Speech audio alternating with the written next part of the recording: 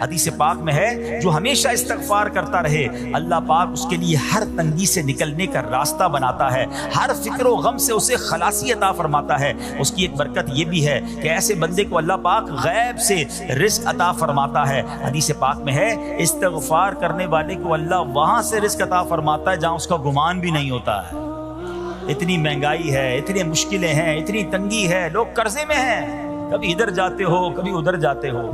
ارے بھائی سب کے پاس جاتے ہو، رب کے پاس کیوں نہیں جاتے؟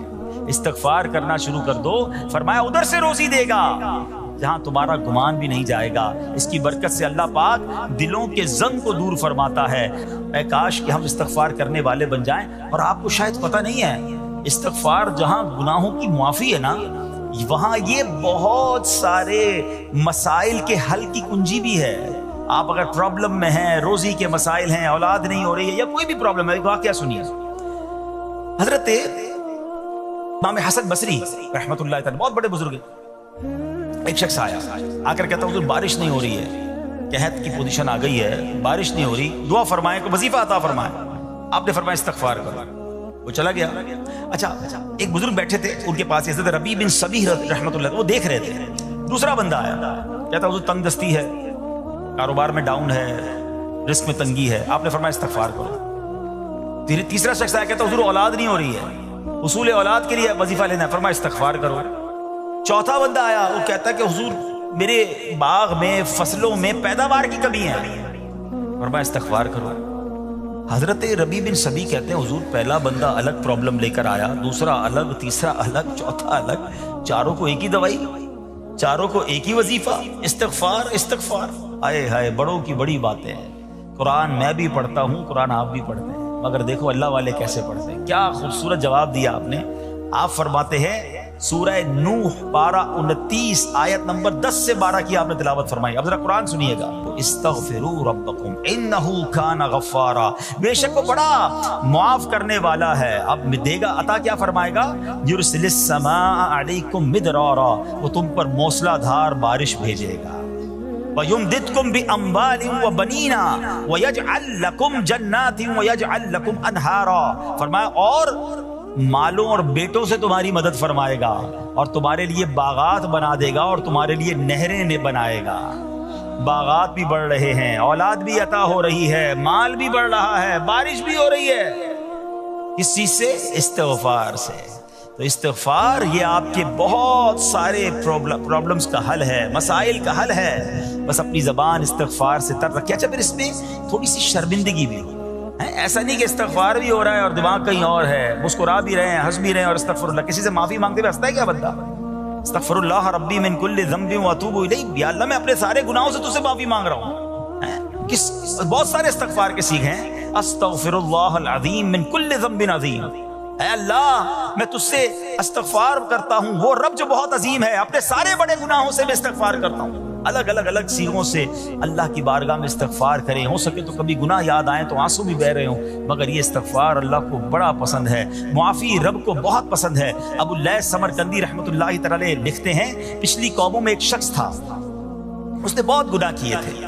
ایک بار اس نے اپنی پچھلی زندگی کے بارے میں سوچا، گناہوں کے بارے میں غور و فکر کیا تو اسے شرمندگی ہوئی۔ اس نے نادم و شرمندہ ہو کر 3 مرتبہ کہا اللہم غفرانک، اللہم غفرانک، اللہم غفرانک، اے اللہ تیری بخشش، اے اللہ تیری بخشش، اے اللہ پاک تیری بخشش۔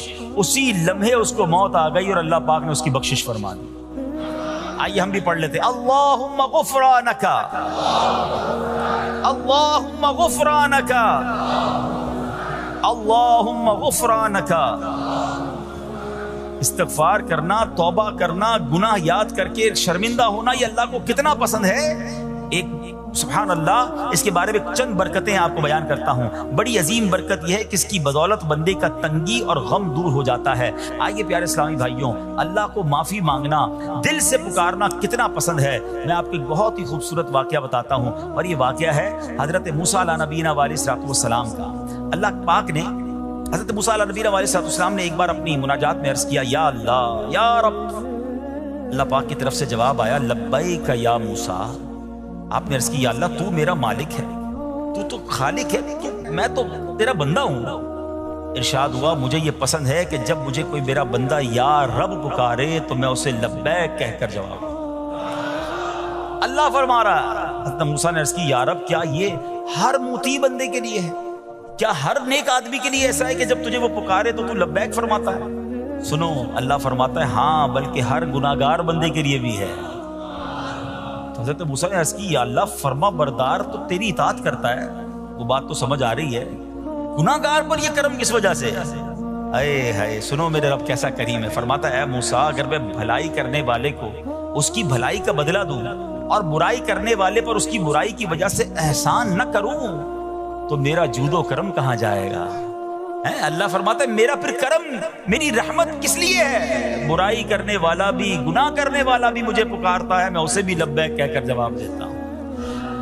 حضرت موسیٰ علیہ نبینا علیہ السلام کو ایک بار وحی نازل ہوئی کہ اے موسیٰ فلاں علاقے میں جاؤ، ہمارا ایک نیک بندہ اس کا انتقال ہو گیا ہے، جا کے اس کو غسل دو، اس کو کفن دو اور اس کا جنازہ پڑھو۔ حضرت موسیٰ وہاں پہنچ گئے اور جب وہاں جا کر آپ نے لوگوں سے کہا کہ مجھے فلاں بندے کے پاس لے جاؤ جس کا انتقال ہوا ہے، مجھے غسل دینا ہے، کفن پڑھنا ہے، جنازہ پڑھنا ہے، لوگوں نے کہا حضرت یہ تو زمانے کا گناہگار، بڑا بےہودہ، بڑا بدکار شخص تھا، آپ کو رب کا حکم تھا، آپ نے غسل بھی دیا، کفن بھی پہنایا، جنازہ بھی پڑھا، پھر رب کی بارگاہ میں عرض کی مولا بندے تو یہ کہہ رہے ہیں یہ تو بہت برا آدمی تھا، تو نے مجھے بھیجا اور فرمایا تیرا پیارا بندہ، میں نے جنازہ بھی پڑھ دیا، غسل اور کفن بھی دیا۔ اب ذرا آپ سوچیں کہ کسی کا جنازہ حضرت موسیٰ پڑھ دیں تو اس کی تو بخشش کا تو کوئی مسئلہ ہی کوئی نہیں نا، وہ تو اللہ کے نبی جس کا جنازہ پڑھے غسل دے تو یا اللہ تو نے ایسا انتظام فرما دیا۔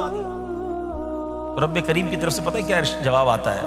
اللہ فرماتا ہے اے موسیٰ بندے سچ کہتے ہیں، یہ بندہ واقعی بڑا گناہگار تھا، جو علاقے والے شہر کے لوگ کہہ رہے ہیں نا ٹھیک کہہ رہے ہیں، یہ بندہ تھا ہی ایسا۔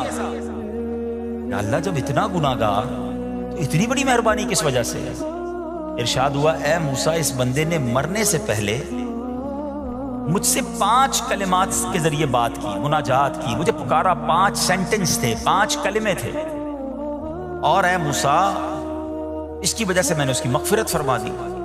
حضرت موسیٰ کہتے ہیں یا اللہ وہ 5 کلمے تو بتا دے، وہ 5 کیسے جملے تھے کہ علاقے میں سب سے مشہور بدکار اور اس کا انتقال ہو تو رب مغفرت بھی فرمائے اور اپنے نبی کو فرمائے جا کے جنازہ پڑھو۔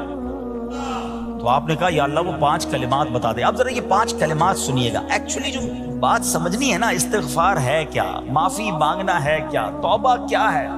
اللہ فرماتا نا کہ ہم نے سنا کہ جو بندہ اللہ سے استغفار کرتا ہے اللہ اسے دیکھ کر مسکراتا ہے، اس کی وجہ یہ کہ بندہ رب کی بارگاہ میں اپنے آپ کو سرنڈر کرتا ہے، اپنے گناہ یاد کرتا ہے، اپنی کم مائگی کا اظہار کرتا ہے۔ وہ کہتے ہیں نا الندم التوبہ، شرمندگی توبہ ہے۔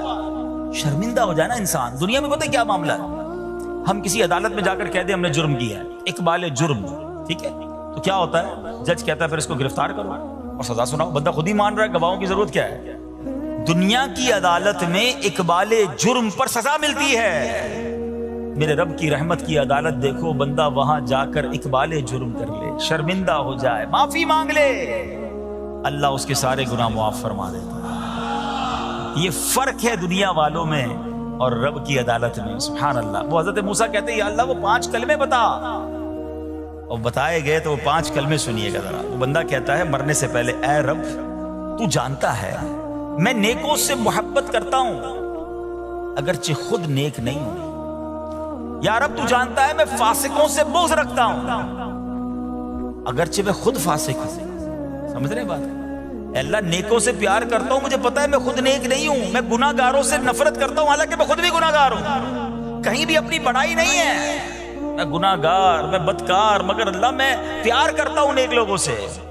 تیسرا جملہ کیا تھا، یا رب اگر مجھے معلوم ہو جائے کہ میرے جنت میں داخل ہونے سے تیری ملکیت میں کوئی کمی آ جائے گی تو اے اللہ میں تجھ سے پھر جنت کا سوال کرنا چھوڑ دوں گا۔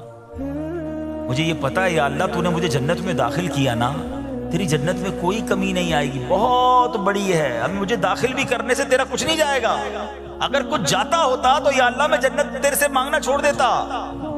چوتھا جملہ کیا ہے، اے رب اگر مجھے معلوم ہو جائے کہ مجھے جہنم میں داخل کرنے سے تیری ملکیت میں اضافہ ہو جائے گا تو میں پھر جہنم سے پناہ نہیں مانگوں گا، یعنی اگر تو تیرے ملک میں تیری شان میں اضافہ ہو رہا ہے مجھے جہنم میں ڈالنے سے، پھر تو میں نہیں کہوں گا تجھے کہ جہنم سے نکال۔ مگر مجھے پتا ہے تو پہلے ہی مالک ہے، تو پہلے ہی خالق ہے، سب کچھ تیرا ہے، مجھے جہنم میں ڈالنے سے تیری کوئی ملکیت میں اضافہ نہیں ہونا۔ اور آخری بات کیا کہتا ہے؟ یا رب اگر تو مجھ پر رحم نہ کرے گا تو پھر کون کرے گا؟ اللہ فرماتا ہے اے موسیٰ میں نے اس پر رحم کیا، یہ میرے کرم کے لائق تھا، میرے کرم کے لائق نہیں تھا کہ میں اسے ناکام لوٹا دیتا۔ جب اس نے یہ کلمات کہے تو میں نے اسے درگزر فرمایا، اس کی مغفرت فرما دی، اور میں ہی بخشنے والا مہربان۔ تو اے میرے پیارے اسلامی بھائیوں، آج وہ کام سیکھ کے جانا ہے، سمجھ کے جانا ہے، جس کو جو بندہ کرتا ہے تو رب کی رحمت گویا مسکراتی ہے۔ اب وہ یہ ہے کہ اللہ سے معافی مانگتے رہیں، استغفار کرتے رہیں، اللہ کو راضی کرنے کی